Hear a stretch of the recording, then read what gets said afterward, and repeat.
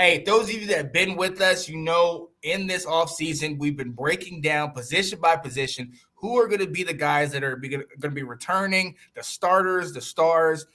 We've gone over a quarterback. We've gone over running back, wide receiver, kind of giving you our top 5 and some sleepers.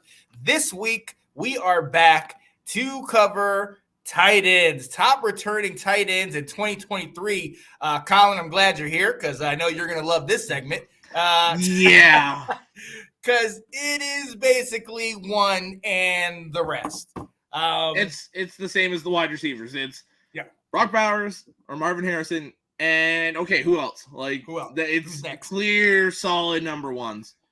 But who's lurking behind them? Oh, yeah. Absolutely. So, let's get into it. Let's dive right into it. Our top 5 returning tight ends of 2023. Alex, do you want to go first? You want me to get it? Sure, I'll go first. I'll go 5-1. I've got Jaheim Bell of Florida State at 5. I think he's a very solid tight end, can kind of do it all.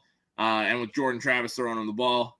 Now, the only thing is there's a lot of wide receivers there this year, too. Mm-hmm. So he might not get the target share of some of these other guys, but he's a very solid tight end, somebody to take a look at.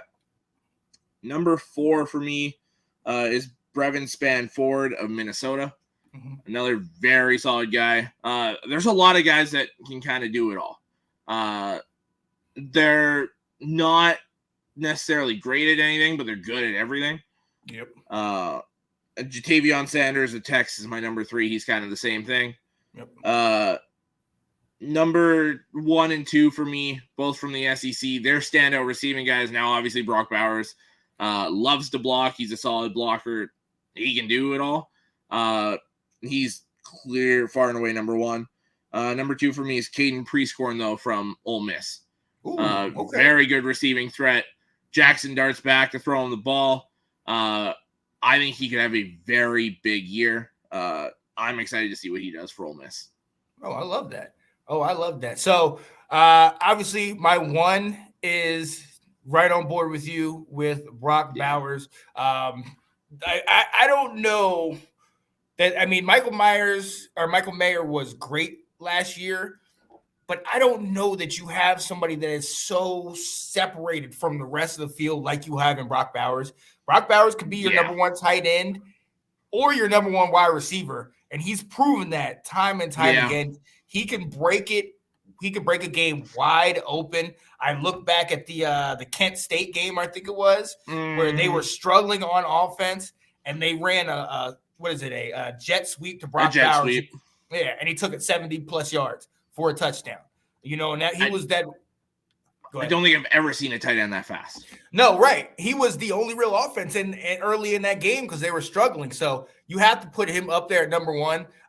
For me, I thought, as far as with best, I thought position and fit were what I was looking for. And Brevin Spanford, like you were talking about, I have him up here at 2. And the reason is, in that offense, you're running the ball, but he has the ability to take the top off, and he has the ability to. It's a deceptive force there because you're sitting here, and he's a great blocker, but he's also it kind of makes the team think, oh, wait a minute, here we go, they're running. You can't tell, he's coming in, so we're passing the ball. You don't know what's going to happen, and he in that offense, I think, just a perfect fit. Number 3, Jatavion Sanders out of Texas. Again, in the offense, he's a top 15 recruit, but him with Quinn Ewers and how dynamic that offense is going to be. Now that they don't have both Rashawn Johnson and the great one, Bijan Robinson, I think they're going to be leaning a little bit more on that passing game, and Ewers is going to like to throw it around. We've got Worthy, now you got Sanders, so I'm loving that one. 4 for me is Jaheim Bell. This one, I love the QB combination with Bell. We know what Bell can do, and really underutilized in South Carolina. Now he's on at Florida State with Jordan Travis. We know the year that we're expecting from Jordan Travis, having this kind of a physical freak, this kind of a weapon. Oh man, I think this is going to open things wide open for them. And then I'm going to keep with that top quarterback, solid weapon. I'm sticking in North Carolina. Bryson Nesbitt, he's a sophomore this year, playing with Drake May. Honestly, I think this guy's going to have a breakout year, mainly because a lot of our weapons and Antoine Green and Josh Downs both went to the league. Those are both of Drake May's main guys. Bryson Nesbitt was a freshman and had a breakout season last year, almost 12 yards a catch. This guy, I think he has what it takes. I think him working with that stud and Drake May, I think that's definitely going to pay dividends for them, my guy. So yeah, I like that. Yeah. Oh, here we go. Johnny said, I think if it weren't for the shows, Alex Luthor's head would explode with all the knowledge. Oh, hey, what's up, Jason? Never agree with Alex. Wow. Said he runs kind of odd. My behind ain't getting in front of him though. Yeah, no, I understand. I'm getting in front of him to block, but it's soon passing me. Like that's Oh yeah.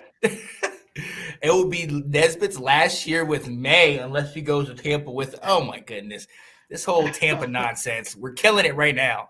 But he's got tons of uses now stuff there as well. Yeah, he just knows everything. All right, just knows it all. I won't go that far, but.